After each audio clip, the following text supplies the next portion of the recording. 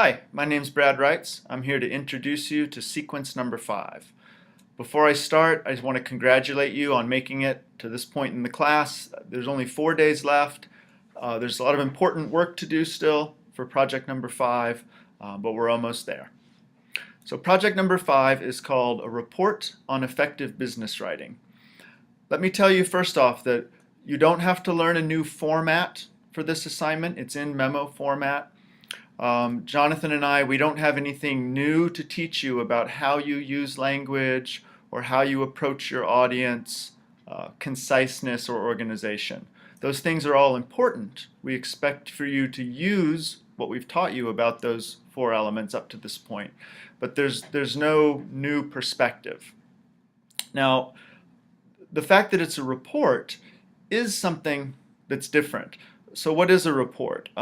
A report is generally, it's in memo format, it's generally used when you have some personal information and you need to relay that to other people, your coworkers, your boss, sometimes clients or stockholders. You need to relay this information to them so that you're sort of keeping them in the loop or that you're preparing them for the next step in a process. So the first thing you want to do is read the Project 5 assignment itself, and you'll understand the scenario. But essentially, let me just make one important point before we start looking at documents. What's unique about this assignment, you are producing a business document, but the kind of thinking that we're asking you to do it's much more similar to the kind of reflection that you do at the end of a writing class. We're really asking you to think like a writer and to think about things that you did this semester in each of the 4 projects that led to effective writing.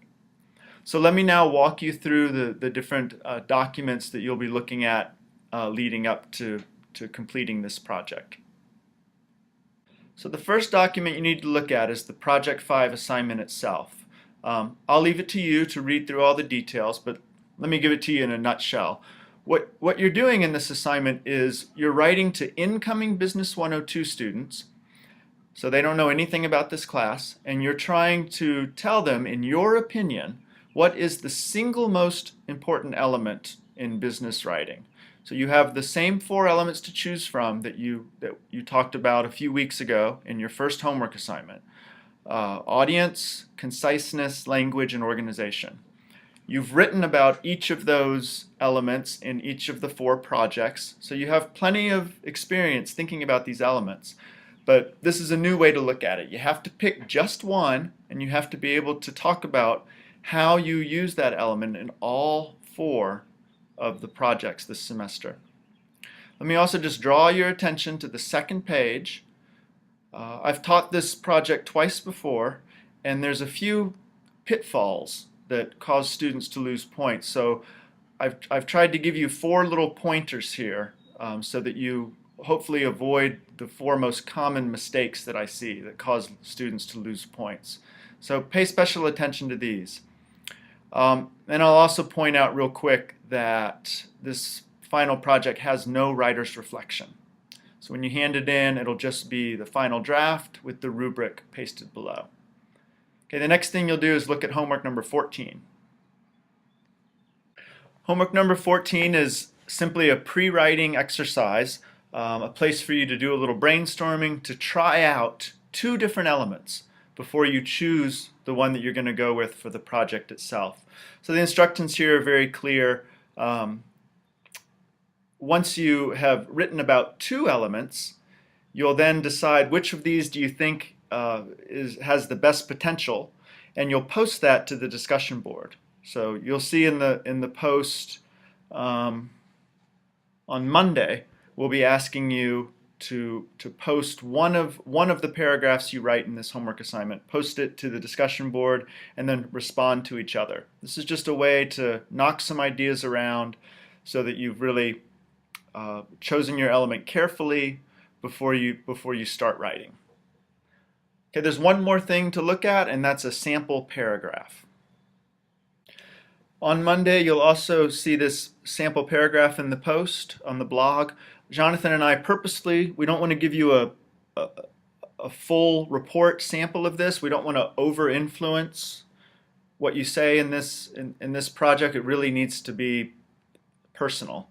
But we do want you to understand sort of the level of specificity that we're looking for. We want you to understand what an example that truly illustrates your point looks like. So there's a little introduction here, and then below it is the paragraph itself. So look at this before you begin your rough draft, or as you're working on your rough draft, to make sure that you're being as specific as we need you to be. So once you've looked at this material today and Monday, you'll start your rough draft. The rough draft's due Monday night. Peer response is Tuesday. You'll see instructions for peer response in the post on Tuesday. And the project is due by the end of the day Wednesday. And that's it. You'll be done with the class.